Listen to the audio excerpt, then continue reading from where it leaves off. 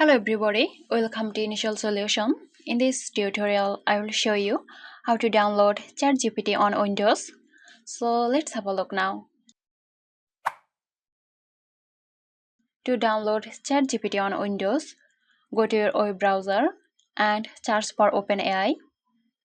Now here you will see the download ChatGPT option. Click on it and this will take you to the OpenAI website.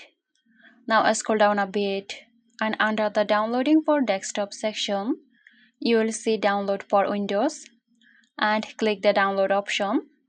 This will typically redirect you to the Microsoft Store where you can download the dedicated ChatGPT app for Windows.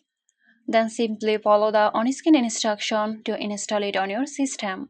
So that's it. If you found this tutorial helpful, give us a like and subscribe to our channel for more helpful tutorials.